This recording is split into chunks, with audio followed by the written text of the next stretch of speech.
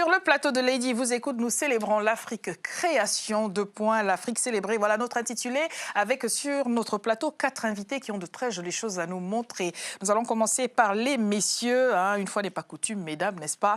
Even Davila, c'est une marque de ce qu'on va pouvoir découvrir à travers vous. Messieurs, bonjour. Bonjour. Bonjour à vous, merci d'être présent. À ma gauche, tout de noir vêtu, c'est Maïmouna Tirira. Bonjour Maïmouna. Bonjour. Qui est créatrice et fondatrice de la marque Maywax que voici. Est-ce que je vous fais peur? Est-ce que je vous fais plaisir? Vous aurez l'occasion de découvrir au fur et à mesure. Hein. Ce sont des lunettes customisées. Ça n'est pas du tissu paille, mais on dirait. Et puis, roulement de tambour pour celle qui est venue tout droit d'Abidjan en Côte d'Ivoire. C'est Sita. Bonjour Sita. Bonjour Lady. Vous êtes la présidente du comité d'organisation du trentenaire du village Kiyi. Qui ne connaît pas le village Kiyi, le Kiyimbok à Abidjan? Peut-être vous les jeunes, mais vous l'allez découvrir pendant cette émission. Alors, messieurs, je vous redonne la parole. Qu'est-ce qui vous amène sur Lady Vous Écoute? Ce qui nous amène, c'est de présenter ce qu'on fait, c'est-à-dire notre marque. Je suis créateur donc, de la marque et c'est mon assistant Andrea. Ce qu'on fait, c'est une marque de prêt-à-porter. Les créations, elles apportent un peu ce qui se passe un peu dans les continents entre l'Europe et l'Afrique. On va voir Davila en photo, n'est-ce pas? Oui, voilà. allez-y. Donc, vous pourrez voir les créations, c'est totalement dans l'intitulé du sujet d'aujourd'hui. Voulez-vous parler plus fort, tout simplement, pour qu'on vous entende en Afrique aussi, ce serait juste bien. Oui, alors. Donc, voilà. Ce que je disais, c'est que les créations qu'on présente, nous, elles représentent un mélange, en fait, de l'Afrique et de l'Europe, de ce qu'on a pu prendre un peu ici comme savoir-faire, pour représenter au mieux ce qui se passe dans nos continents. Alors, ce qu'on voit en image derrière vous, ce ne sont pas vos créations, mais c'est bel et bien une certaine Were Were Liking qu'on ne présente plus, hein, qui est à l'initiative de la création du village Kiyimbok à Abidjan. On reviendra tout à l'heure dessus avec vous. Sita, je vous passe la parole, Maïmouna. Pourquoi des lunettes en tissu paille? Je vais un peu vite, mais expliquez-nous le pourquoi du comment. Et d'ailleurs, je vais en mettre une. Alors, bonjour. Le but en fait de la marque Maywax, c'est de mettre en avant, on va dire, le savoir-faire au niveau de la lunetterie française, mais également toutes les étoffes africaines. Donc j'ai voulu vraiment intégrer le tissu africain dans la conception de la lunette, c'est-à-dire que le tissu est vraiment inséré dans le plastique. Donc ce ne sont pas des impressions sur le plastique, ni du collage, c'est vraiment de l'insertion. Alors, ne vous embêtez pas à la maison, n'allez pas chercher les ciseaux pour couper dans le pain de maman, voilà, pour recoller sur les lunettes. Vous pouvez essayer, mais bon, Maïmouna le fait tellement si bien. Sita, alors, le village Kiyi à Abidjan, 30 ans déjà, qu'est-ce qui se passe désormais? 30 ans, ça se célèbre. Hein. Et donc, du 18 au 21 décembre à Abidjan, c'est toute l'Afrique qui va célébrer le Kiyimbok de Were Were Liking, parce que Were Were Liking a créé ce village depuis 30 ans. Et c'est quand même 1000 jeunes qui sont passés par ce village, qui sont connus de par le monde. Des kiyistes célèbres comme Baba Gayek, qui est quand même le père créateur du balafon chromatique, c'est-à-dire un balafon qui est piano. Il y a quand même Bomo Mamadou qui est le maître de la parole. Il est quand même sorti des mains de Were Were Liking, King Menza, le roi de la musique togolaise. Donc il y a des milliers de jeunes qui sont passés par là. Et donc le Kiyi, c'est un centre de formation, c'est une école de vie. Et après 30 ans, on pourrait quand même dire félicitations, Were. Bon, alors un trentenaire, on va rappeler les dates hein, pour nos téléspectateurs qui commencent à acheter leurs billets d'avion. Oui, donc nous commençons le 18 et la clôture sera le 21. Donc on allumera novembre. Décembre. Hein, on allumera la lampe le 18 à partir de 9h du matin et on l'éteindra à 18h le 21. Mais seulement, durant ces 4 jours, vous aurez énormément d'activités parce qu'il y a des colloques scientifiques, parce que beaucoup de panélistes viennent des États-Unis, du Canada, du Cameroun, du Gabon, de l'Afrique du Sud. Donc c'est toute l'Afrique qui vient à cette fête-là. Et il y a quand même des grands professeurs tels que le professeur Montouali aux États-Unis. Il y a le clan, les amis Were, les sympathisants Were, comment on peut dire, on dit généralement le fan club. Mais il y a aussi des expositions numériques parce que c'est quand même 30 ans pour un village, donc c'est important de présenter tout ce que Were a pu faire depuis 30 ans. Il y a des concerts et d'ailleurs je tiens à rappeler aux gens que la musique est une porte-clé, une porte phare dans ce village. Et on aura l'occasion d'ailleurs de voir pendant ce Quilly 2015. Ce trentenaire, les célébrations du trentenaire. Oui, des grands artistes tels que Richard Epessé qui sera là parce qu'il va faire quand même le déplacement pour fêter le trentenaire de Were Were Licking. Il y a quand même Pape Niepo qui sera là. Donc, il y a beaucoup de gens... Yaoré qui sera là. Il y a Dobé Yaoré qui sera là. Qui est du pur cru du village Kiyimbok. Oui, ça, ce sont vraiment les fruits du Kiyimbok. Et il y a un grand carnaval parce que Were est une artiste pluridisciplinaire. Donc, des jeunes font des masques, des marionnettes, des échassiers. Et un spécialiste comme Soro Badrissa, qui a quand même eu un prix, va prester. C'est-à-dire que le grand carnaval sera animé par Zaouli Mabo, par Soro Badrissa. Donc, des quillistes viennent montrer ce que Were leur a donné. Et je crois quand même que toute l'Afrique sera au rendez-vous. Et sera célébrée et enchantée. L'Afrique enchantée, même, on peut dire comme cela. Alors, les jeunes, est-ce que ça vous met l'eau à la bouche, tout ce que vous venez d'entendre? Quelles sont vos réactions? Vous pouvez parler plus fort que ça. Il faut qu'on vous entende en Afrique. Ne me chuchotez rien du tout. Alors, vu que c'est artistique, c'est plusieurs artistes réunis à un endroit pour célébrer le continent. Et l'idée, c'est fédérateur et c'est une bonne chose que des choses comme ça aient lieu, surtout pour nous les jeunes, parce que ça nous permet d'être en connexion comme ça avec tout ce qui a été fait par nos pères. Et de pouvoir après... mère, virgule... etc. Et de pouvoir comme ça s'inspirer. Oui. C'est, comme elle disait tout à l'heure, c'est une école de vie. Donc c'est important pour nous en tant que jeunes d'être connectés à ce genre d'événement, en fait. Vous connaissiez le village Quilly, Abidjan, la Côte d'Ivoire, un peu, pas du tout? Abidjan, la Côte d'Ivoire, oui. Mais de nom, Quilly, ça me dit quelque chose. De nom. Alors ça va vous en dire plus. Maïmouna, en aviez-vous entendu parler? Pas du tout. Bon, alors j'ai gagné ma journée. Hein. On est là pour tisser du lien social. Nous allons revenir. Sita, qu'est-ce que cela vous inspire, les créations de Maïmouna que je viens de présenter? Et je continue de les présenter d'ailleurs. Donc je disais, ne coupez pas le tissu pagne de papa-maman. Hein, c'est incrusté. Qu'est-ce que cela vous inspire? Ça inspire vraiment beaucoup de respect pour ce qu'elle fait parce que le village Quilly, c'est justement la création. Et c'est même pour ça qu'il y a le Grand Prix Were Were pour la première fois. Pour la création des jeunes dans les arts pluridisciplinaires. C'est vrai que là, ce sont des lunettes, mais imaginez prendre un pagne et le mettre sur des lunettes, ça c'est formidable. Donc le village Quilly ne peut qu'applaudir pour ce genre d'acte parce qu'on souhaite que l'Afrique soit debout, que l'Afrique... D'ailleurs, elle est debout, mais il faut qu'on sache que l'Afrique est là, elle vit, qu'il y a une Afrique positive. Et donc le village Quilly est une de ces vitrines. Et vous, les jeunes, je pense que vous êtes aussi là pour montrer qu'il y a une autre Afrique, qui n'est pas l'Afrique des pleurs, qui n'est pas l'Afrique des lamentations. Il y a une autre Afrique qui vit. Et cette Afrique-là, il faudrait qu'on la célèbre aussi. Bon, alors en vidéo, vous ne connaissiez pas Were Were Licking, vous ne connaissiez pas les Reines-Mères. On va regarder une vidéo. Hein. Elle nous chante Tos, qui veut dire en effet. En effet.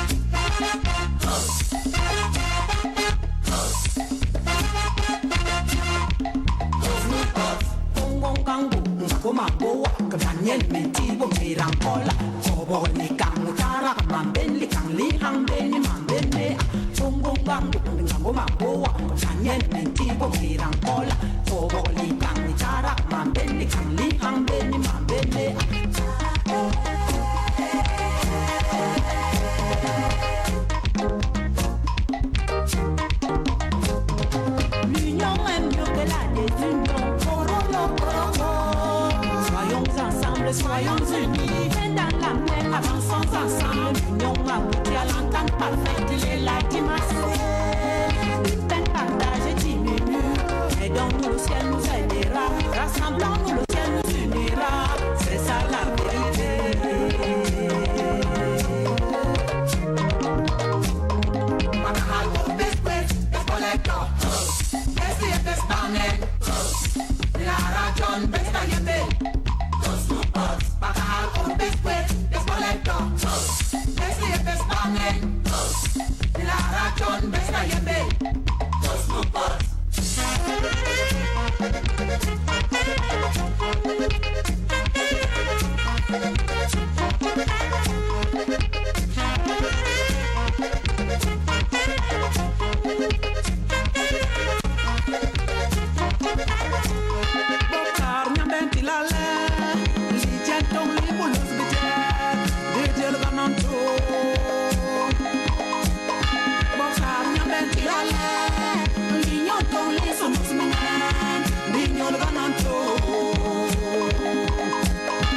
L'union fait la force, dit Salarito.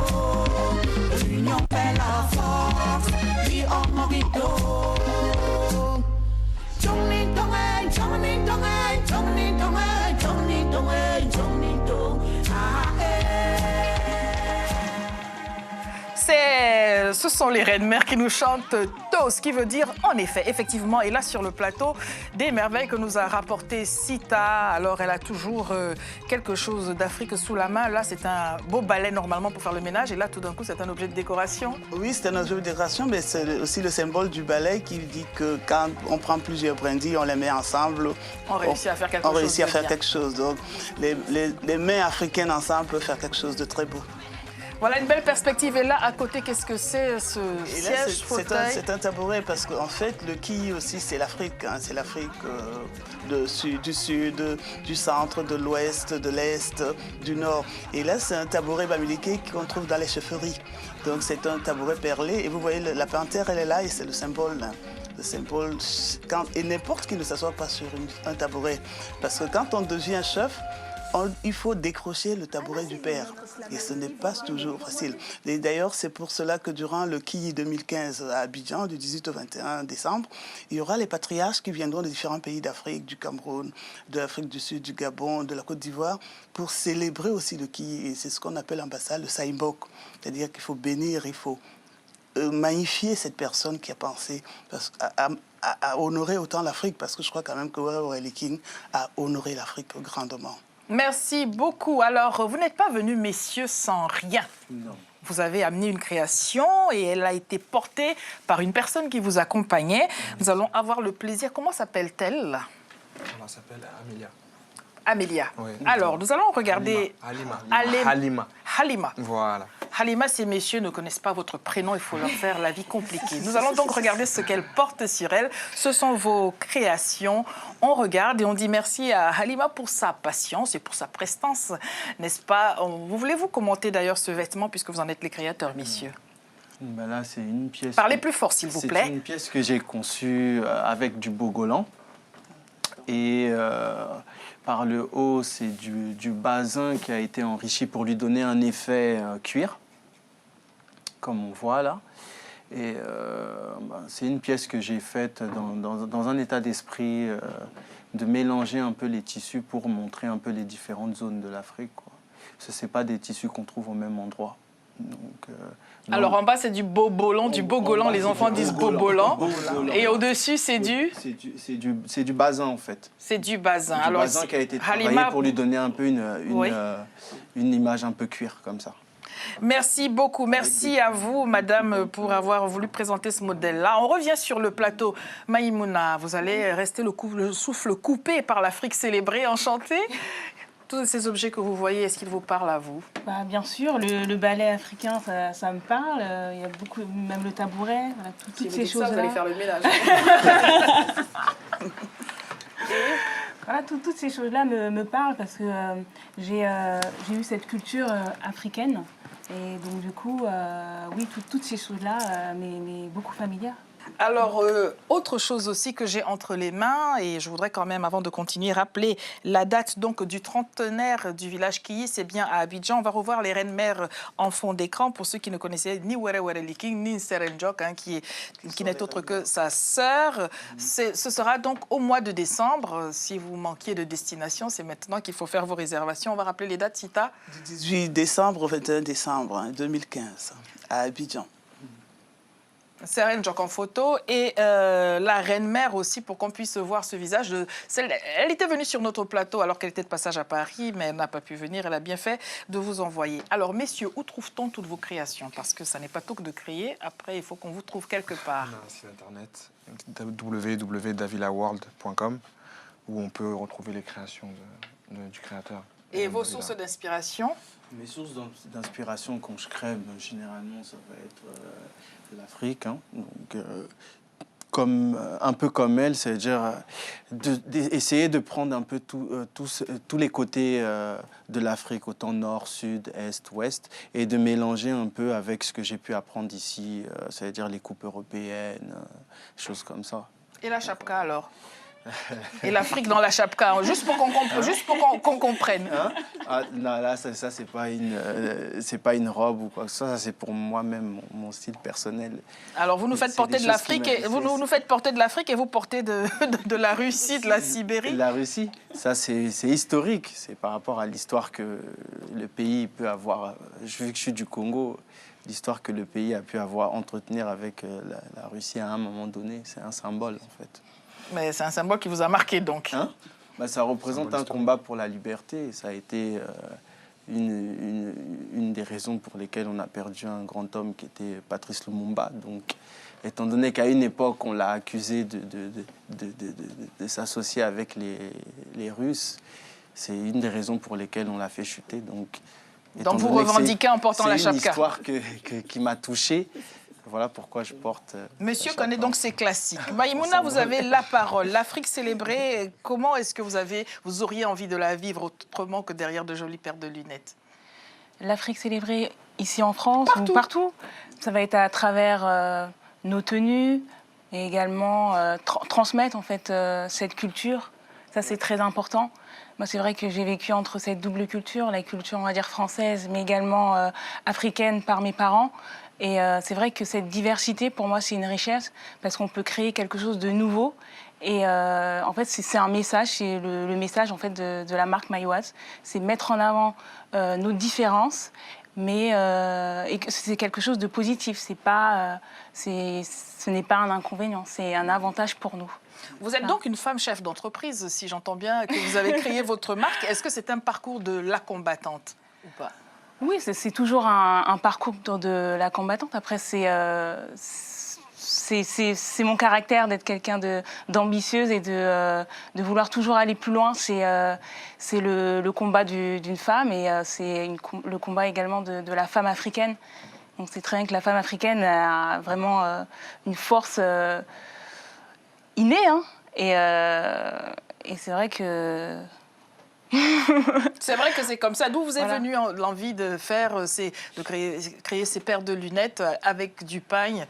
Pourquoi les lunettes et pas autre pièce? Pourquoi les lunettes? Parce que c'est mon métier. Je suis opticienne et du coup, je voulais vraiment mettre en avant ce côté africain, en fait, cette culture-là. Et donc, du coup, j'ai eu l'opportunité de faire un mix entre le savoir-faire français et toutes les étoffes que l'Afrique possède. Si tu as un commentaire sur cette jeunesse de la diaspora africaine, ça et là dans le monde, qui se mobilise sur le front de la création. Oui, d'ailleurs, c'est très intéressant de l'entendre parler parce que pour le Kiyi 2015, justement, il y a la SCAD qui soutient énormément et qui parraine cet événement parce que la SCAD, c'est l'Académie des sciences des arts et des diasporas africaines à Abidjan. Donc, en passant, je salue d'ailleurs le directeur M. Vali Sidibé. Et puis je fais un coucou aussi au professeur Urbain Amoa qui s'occupe des patriarches, de toute la partie rites et traditions. Mais je voulais lui dire que par rapport à la transmission, pour le trentenaire, on a mis l'accent sur la transmission parce que le tout n'est pas de savoir, le tout c'est de transmettre. Et on dit ce qu'on transmet, on le partage. Et ce qu'on garde, il se perd. Donc ce trentenaire aussi, c'est pour célébrer cette jeunesse parce qu'il y a des jeunes qui sont dans le village qui est aujourd'hui. La toute dernière des générations qui est des Kimbok Junior, donc ils sont là seulement depuis 6 mois. Mais en 6 mois, ils ont fait un travail formidable et ils vont prester pendant le trentenaire. Mais il y a des jeunes percussionnistes tels que Tchébédé, tels que Tamsir. Il y a des jeunes comme les Balikines qui font des choses terribles dans le village. Il y a un parolier comme Ben Peck. Mais c'est de la jeune génération, ça veut dire que la relève, il faut l'assurer. Mais pour l'assurer, il faut transmettre. Et pour transmettre, il faut savoir. Donc le village qui détient et le savoir et la transmission. Et c'est d'ailleurs ça le thème de ce qui est 2015. Ouais. Est-ce que cela vous manque de connaître l'Afrique pour de vrai, comme on dit? Auriez-vous envie d'aller vous y installer tout simplement et continuer à faire ce que vous faites aujourd'hui? Oui, je pense que nous, on travaille dans ce sens-là. Si vous ne parlez pas plus fort, ça ne va jamais aller. Oui, bien Il faut sûr, parler comme les Africains dans le métro, c'est-à-dire très fort. On y va. Alors. Le sujet tombe à point nommé, puisqu'on travaille aussi dans ce sens-là. On est de connivence aussi avec l'Afrique. On compte développer certaines choses aussi par rapport à l'Afrique. Dans mon histoire, moi, j'ai passé des années là-bas, vu que je suis né à Brazzaville, donc j'ai eu le temps de connaître. J'ai pas... Après, c'est ce qui m'a donné l'ambition, justement, de venir apprendre ici et de retourner après développer mon entreprise là-bas. Donc ça, c'est une vision et c'est un but qu'on s'est fixé chez Davila. C'est pas seulement développer des choses pour l'Occident, c'est finir par incruster le savoir qu'on a appris là-bas pour pouvoir le transmettre, parce que c'est ça qui est important. Et après même développer au sein de la mode, les arts de la couture, etc., des écoles qui vont pouvoir comme ça transmettre le savoir que nous, on a pu assimiler un peu ici, quoi. On va terminer par un point, la place des femmes dans les arts. J'ai un bel ouvrage, La Art au féminin en Côte d'Ivoire, aux éditions du Cherche Midi, sous la direction de Philippe Delanne. Voilà quelque chose qui campe vraiment la place des femmes, comme on aime bien dans Lady Vous Écoute, les mettre en exergue. Est-ce que cela vous interpelle? Est-ce que vous avez une réflexion quelconque sur ce point-là par rapport à vous-même dans votre démarche de créatrice ou pas du tout? L'art au féminin, c'est vrai que au niveau de artistiquement, je sais pas comment. Messieurs, est-ce que vous constatez que les femmes prennent de la place, occupent de la place des jeunes femmes dans le milieu de la création? Vous parliez de la mode tout à l'heure. Elles sont souvent nombreuses, mais pas au poste de décision, au poste où l'argent rentre. Elles sont accessoirisées souvent, mais elles ne sont pas forcément celles qui sont prises en compte. C'est une vérité, c'est un combat qui est encore long et qui ne doit pas cesser d'être mené. Ça, c'est clair. Mais il y a énormément de progression aussi dans ce sens-là, parce que les femmes se battent et ne se laissent pas faire. Donc, elles ne se laissent pas seulement battre, mais elles se battent désormais. Voilà, donc quoi qu'il arrive, on commence comme ça à arriver à des choses, hein, et peut-être qu'après, ça finira par émerger. Mais c'est vrai que c'est un combat qu'il faut pas négliger et qu'il faut toujours mener avec fermeté, quoi. Nous allons terminer sur ce bel objet. Sita, c'est vous qui avez le mot de la fin. Vous avez ramené ça. Qu'est-ce que c'est? Là, c'est une canne. La canne est tout un symbole. La canne, c'est un symbole d'élégance. Hein, pour lui qui parlait de mannequin et tout, la canne, c'est un symbole d'élégance. Mais la canne, c'est un moyen de défense, moyen de protection, parce que quand on vous attaque, et puis quand vous allez dans des pays comme le Mozambique, quand une personne âgée décède, au fond de sa tombe, on pose une canne au-dessus. Et un jour, j'avais demandé, mais pourquoi vous posez la canne au-dessus avant de fermer totalement la tombe? Ils m'ont dit, parce que c'est son meilleur ami. Ah, la canne est le meilleur ami de l'homme. Parce que la canne va là où personne ne va avec une personne âgée. Essayez d'attaquer une personne âgée, si elle a une canne, vous êtes bien reçu, c'est le cas de le dire. Merci à tous les quatre d'avoir accepté notre invitation. Très bonne continuation dans ce que vous faites chacun. Merci aussi à notre ami qui nous a présenté ce beau vêtement en bogolan.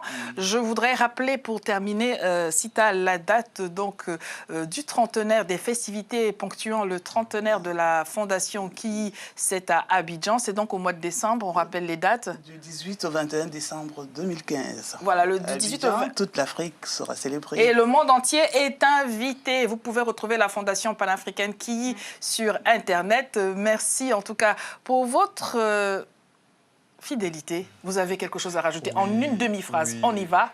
C'est à vous, vous avez pris la parole. Arrêtez de demander la permission à ce monsieur. On a un événement qu'on va couvrir le 30 31 et 1er novembre en Belgique. Et c'est ethno-tendance, pardon. Donc on va couvrir ça, c'est un défilé de mode. Donc je tiens à le préciser. Merci pour cette précision. Maïmouna, votre Moi date? également, il y aura un défilé le 31 octobre pendant la Black Genius et un dernier du 12 au 14 novembre pendant la Fashion Glam Couture à Annecy. Annecy.